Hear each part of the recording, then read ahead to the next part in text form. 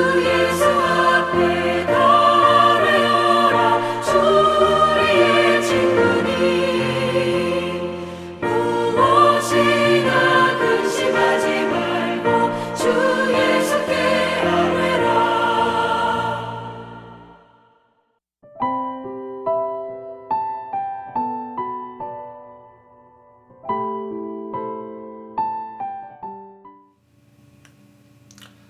할렐루야, 좋은 아침입니다. 평안히 주무셨습니까? 오늘 이 새벽 기도회를 통해서도 주님이 주시는 은혜와 평강이 우리의 삶 가운데 가득하기를 간절히 바랍니다. 오늘 우리에게 주신 말씀은 구약 성경 역대기상 4장 9절에서 10절까지 말씀입니다. 역대기 4장 9절에서 10절까지 말씀입니다. 야베스는 그의 형제보다 귀중한 자라. 그의 어머니가 이름하여 이르되 야베스라 하였으니 이는 내가 수고로이 낳았다 함이었더라. 야베스가 이스라엘 하나님께 아뢰어 이르되 주께서 내게 복을 주시려거든 나의 지역을 넓히시고 주의 손으로 나를 도우사 나로 환난을 벗어나 내게 근심이 없게 하옵소서 하였더니 하나님이 그가 구하는 것을 허락하셨더라. 이는 살아계신 하나님께서 우리에게 주신 은혜의 말씀입니다. 아멘. 11계단이라고 하는 책의 저자의 말 중에 이런 말이 있는데요. 좀 소개해 드리려고 합니다. 제목은 당신이 표류하지 않고 항해하는 삶을 살기를 이라는 제목을 가지고 있습니다.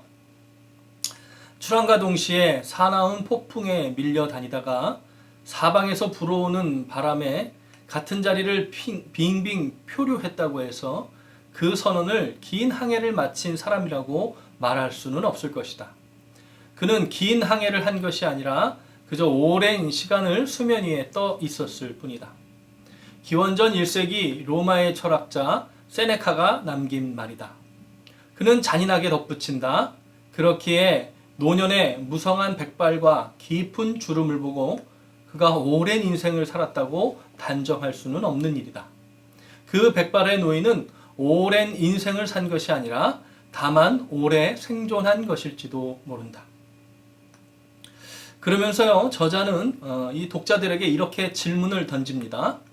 다만 생존하는 것이 아니라 인생을 산다는 것, 그것은 무엇일까? 표류하는 삶이 아니라 항해하는 삶이란 무엇을 의미하는 것일까? 오늘 성경은 우리에게 이렇게 말씀을 통해서 똑같은 질문을 하고 있다는 생각을 하게 됩니다. 우리 세상이라는 광야를 헤매는 것이 아니라 하나님이 허락하신 가나안 땅을 향해 가는 발걸음이란 무엇인가? 이스라엘은요, 광야를 지났습니다. 또 포로기를 지냈고 오랜 시간 디아스포라, 민족이 흩어져 사는 삶을 살아야 했습니다. 그렇지만 그들의 삶을 표류했다거나 방황했다고는 말하지 않습니다. 그들은 하나님의 섭리 가운데에 하나님의 역사를 이루는 선택받은 민족의 삶을 살았다라고 말하고 있는 것을 보게 됩니다. 오늘날 믿음의 사람들의 인생이 이래야 하는 것 같다는 생각을 하게 됩니다. 성경이 오늘도 우리에게 말씀해주고 싶은 것은 아마도 이것이라는 생각이 듭니다. 우리 믿음의 사람들의 인생은 어떻습니까?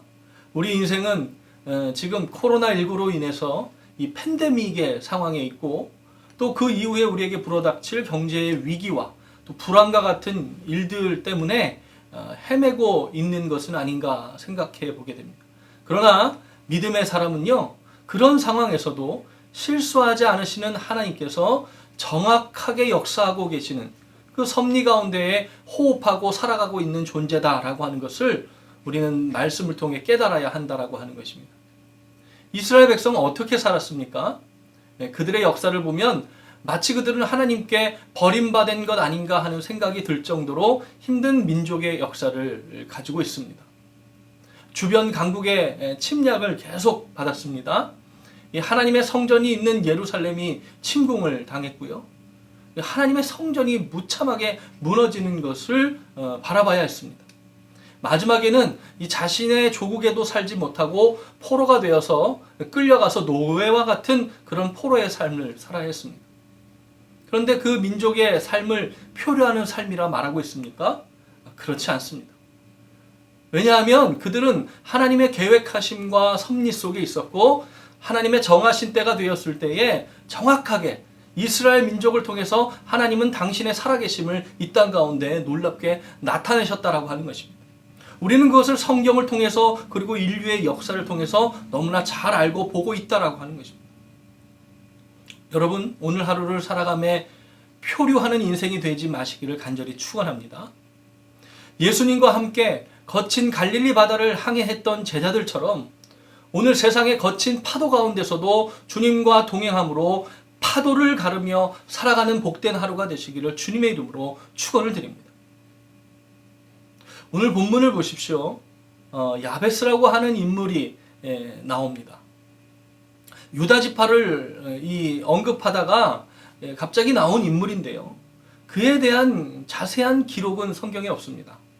아버지가 누구였는지 아들이 누구였는지 그런 기록은 잘 나와 있지 않습니다. 다만 그의 이름의 뜻이 수고롭게 얻은 아들, 고통이라는 뜻을 가진 것으로 봐서는 아마 야베스는 탄생부터 태어날 때부터 순탄하지 않은 삶이었음을 짐작할 수 있습니다.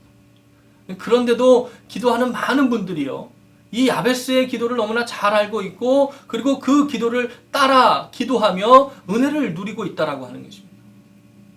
야베스는 탄생 순간부터 순탄하지 않은 삶을 살았지만 그의 인생을 표류하는 삶이라고 말하지 않았습니다. 방황하거나 헤매었다고 말하지 않습니다. 어떻게 그럴 수 있습니까? 야베스에게는 분명한 목표가 있었기 때문에 그렇다라고 하는 것입니다. 그 목표는 하나님께 복받는 것이었습니다. 야베스의 목표는요, 세상이 주는 복이 아니었습니다. 하나님이 주는 복이 그의 인생의 목표였고 기도였다라고 하는 것입니다. 즉 하나님의 복이 야베스의 인생에 분명한 목표를 주었고 가장 거친 인생의 파도를 넘어서 가는데도 표류하는 인생으로 산 것이 아니라 항해를 하는 인생을 살아갈 수 있었다라고 하는 것입니다.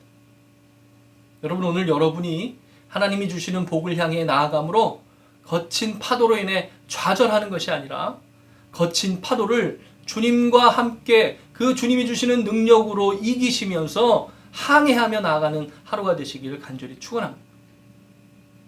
야베스는 태어나는 과정이 순탄하지 않았고 그의 인생이 고통 가운데 있었고 어려운 풍랑 가운데 있었습니다. 하지만 그는 인생을 표류하지 않고 항해했습니다. 그렇게 할 수 있었던 것은 하나님이 주시는 복을 사모하는 삶을 살았기 때문이었다라고 하는 것입니다. 오늘 저와 여러분이 하나님이 주시는 복을 인생 가운데 누리게 되시기를 주님의 이름으로 축원을 드립니다.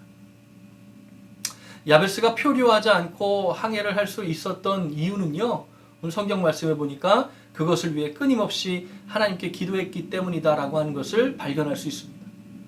그의 기도는 우리가 너무나 잘 알고 있습니다. 이 야베스의 기도문이라고 해서 우리 함께 많은 시간 기도하지 않습니까?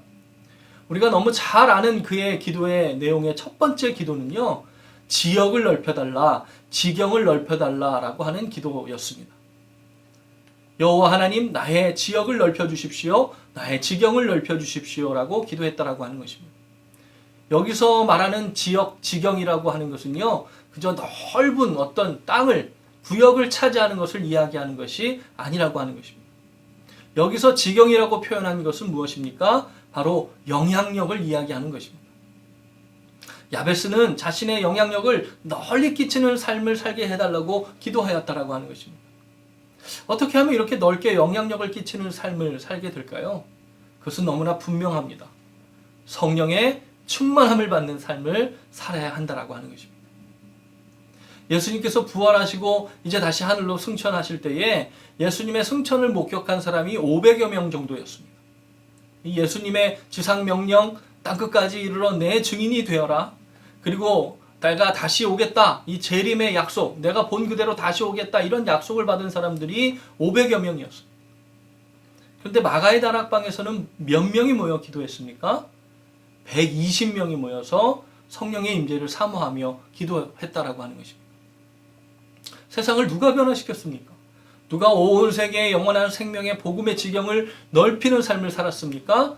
함께 모여 기도하면서 성령의 충만한 인재를 경험한 사람들이 세계를 복음으로 변화시켰고 지경을 넓혀서 생명의 영향력을 끼치는 삶을 살았다라고 하는 것입니다. 우리가 그런 생명의 영향력을 끼치는 삶을 살아가게 되기를 간절히 바랍니다. 어떤 세상적인 인간적인 영향력이 아니라 영적인 영향력, 영원한 생명의 영향력을 나의 주변에 넓혀가는 인생이 되는 것이 우리의 기도 제목이 되어야 한다라고 하는 것입니다. 오늘 우리 기도함으로 주님이 우리 가정에 나로 말미암아 생명의 영향력이 충만하게 해달라고 하는 기도의 시간이 되었으면 좋겠습니다. 내가 오늘 하루를 살아가며 나로 인해서 내 주변이 복을 받고 마치 성경이 기록하고 있는 요셉처럼 요셉이 하나님과 함께함으로 형통하였기에 보디발의 장군의 집이 복을 받았고 그가 있는 옥까지도 하나님이 임재하시는 곳이 되었다. 그래서 내가 하나님과 동행하기에 내 주변까지 선한 영향력을 끼치는 삶이 되게 해달라고 그런 기도를 드리는 귀한 은혜의 시간이 되시기를 간절히 바랍니다.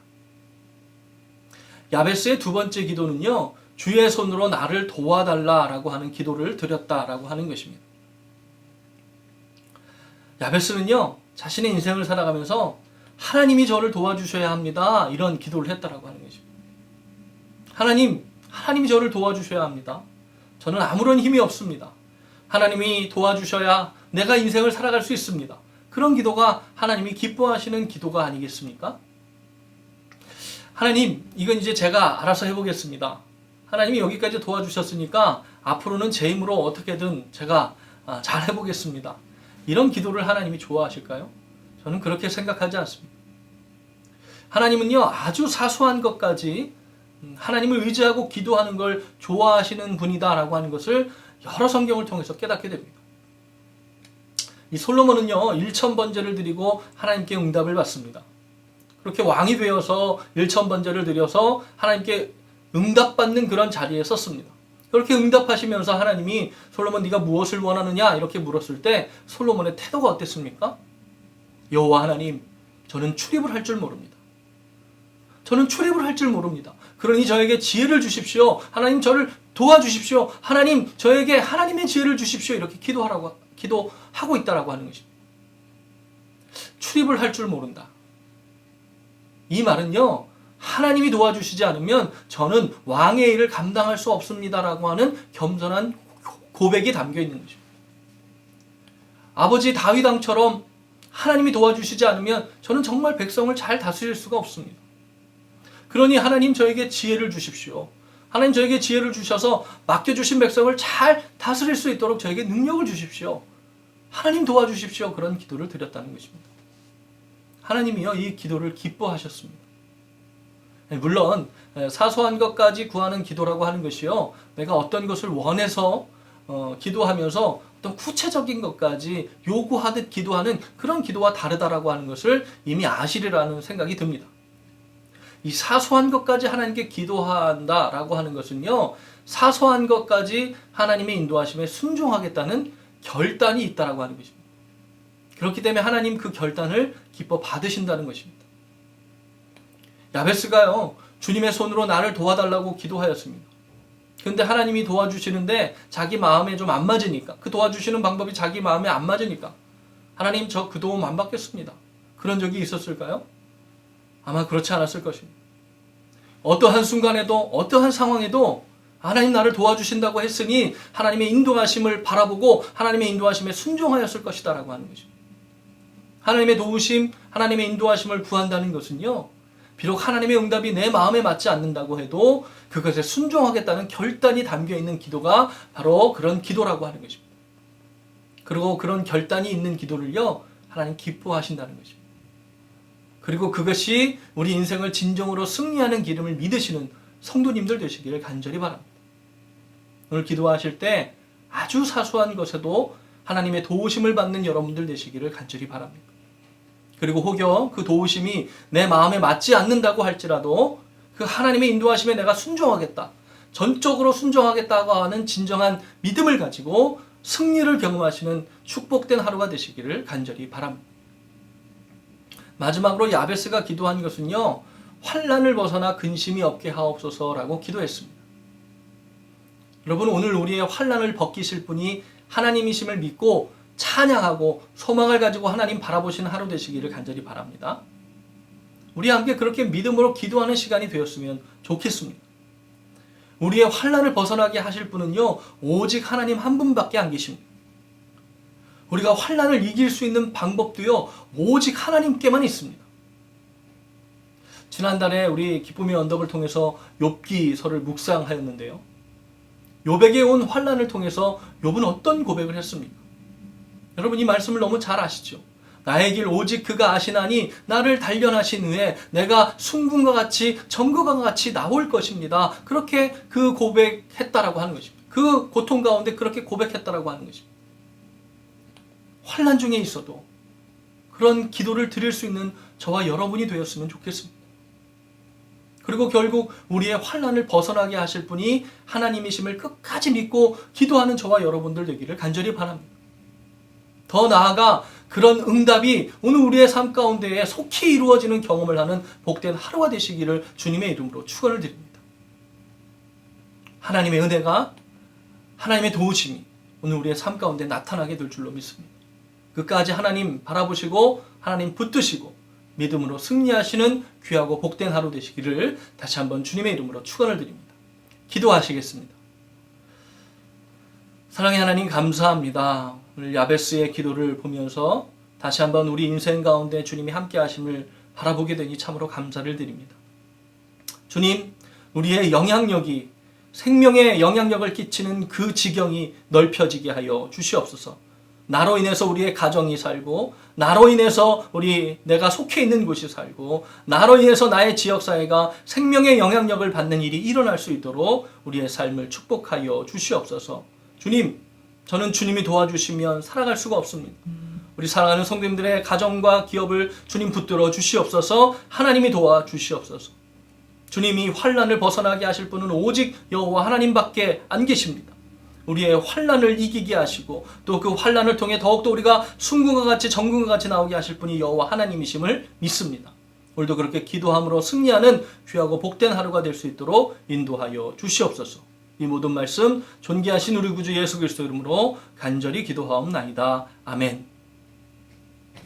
할렐루야. 오늘 이제 기도하실 텐데요. 오늘 기도하실 때는 특별히 성전 예배 재개를 위해서 기도해 주시기를 부탁을 드립니다. 내일 TF팀이 먼저 모여서 아마 예배를 드릴 것입니다. 그리고 다음 주 7월 12일부터 성전 예배가 재개됩니다. 모든 준비가 잘 되어질 수 있도록 또 모든 성도님들이 안심하고 성전 예배에 참석하실 수 있도록 기도해 주시고 또 온라인 예배를 드리는 분들 또 오프라인 온라인 모든 예배에 하나님의 놀라운 은혜가 부어질 수 있도록 함께 기도해 주시기를 오늘 특별히 그렇게 기도해 주시기를 부탁을 드리겠습니다. 이 시간 우리 함께 깊이 묵상하며 기도하시겠습니다.